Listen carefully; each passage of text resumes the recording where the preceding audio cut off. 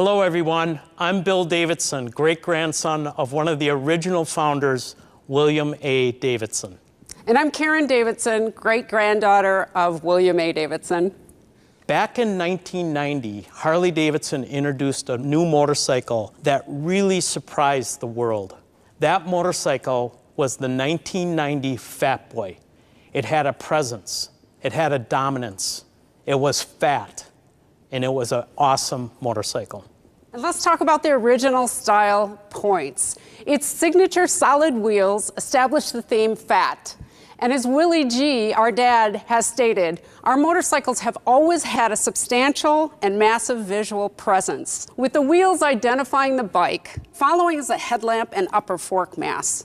All of the pieces have to work in concert with one another. Proportion is key, and with the Fatboy, the design has become one of our most iconic in history. Let's take a quick walk through this beautiful bike for 2021, the new Fatboy. One of the things that you're going to see is that this bike is brighter, it's wider, it's bigger, it has a greater dominance. And that brightness is due to the chroming that we did throughout the motorcycle. And this was a desire we were hearing from the marketplace. So we brought that answer by chroming out the bike. Starting with the front end, this massive front wheel and tire combination, 160 millimeter wide front tire with a chopped fender to expose that beautiful tire a little bit more. These chrome cover upper fork tubes, this beautiful headlight nacelle that's chromed out, the risers. And I love this piece because from a rider's perspective, you're looking down at this and all you see is attention to detail. This beautiful tank console with the bullet holes in the bottom portion of the tank console. You're sitting on top of an awesome 114 cubic inch Milwaukee 8 V-twin. The ventilator cover on the air cleaner, the chrome covers on the engine, the 2-into-2 exhaust is now all chromed out. Working towards the back of the bike, these chromed out fender struts with a chopped rear fender to expose that massive 240 millimeter wide back tire. You know, this bike, when you stand back and you take a look at it from front to back, you do say, wow, what a stunning motorcycle.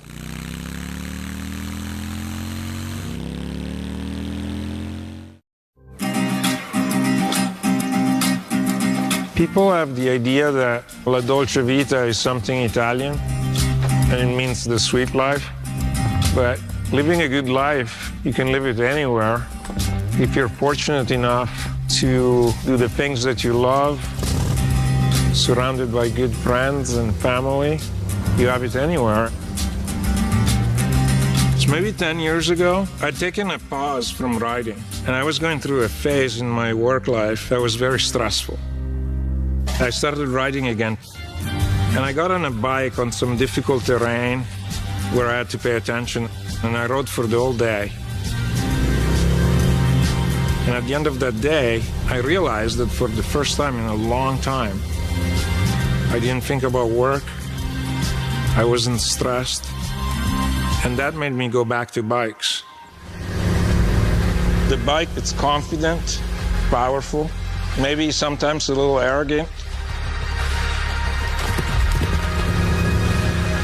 I saw all these movies when I was a kid, all these American films, and I captured all these frames in my head. And a lot of those frames have become reality. It's part of the American heritage and it's part of the American dream. You want to interact with it. You want to be a part of it. You want to be in the movie. There's something beautiful in that. I'm very grateful about the life that I have here in America. So for me, La Dolce Vita is right here, right now.